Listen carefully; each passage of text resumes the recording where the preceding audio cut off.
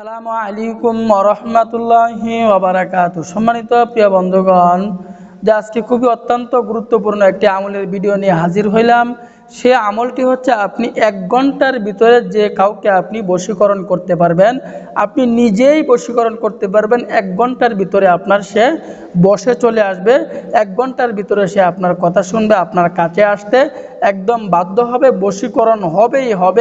1 ঘন্টার ভিতরে আপনি তাকে বশ করতে পারবেন, বশীকরণ করতে পারবেন। তো এটা আমার মুখের কথা না, এটা আমি এই কিতাব থেকে সংগ্রহ করেছি, আজাইবে সুলাইমানি তাবিজ কিতাব থেকে আমি সংগ্রহ করেছি। 1 ঘন্টার ভিতরে আপনি তাকে বশ করতে পারবেন। তো 1 ঘন্টার ভিতরে আপনি তাকে কিভাবে বশ করবেন, লেখক বলতেছেন যে আজাইবে সুলাইমানি তাবিজের বশীকরণের মন্ত্র।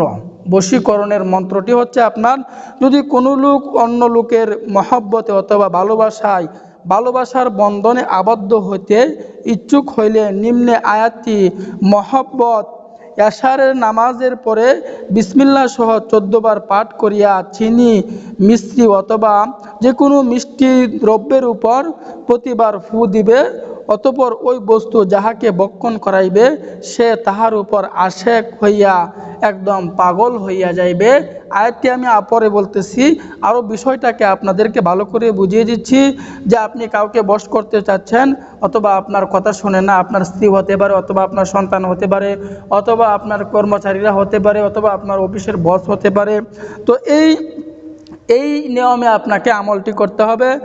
তো নিম্নে আয়াতে মহব্বত এশারের নামাজের পরে বিসমিল্লাহ সহ 14 বার আয়াতটি পাঠ করিয়া মিষ্টি দ্রব্যের উপর, কিছু মিষ্টি দ্রব্যের উপর আপনাকে ফু দিতে হবে, এবং যাকে আপনি বশ করতে চাচ্ছেন তাকে ওই মিষ্টি দ্রব্যটা খাওয়াইতে হবে।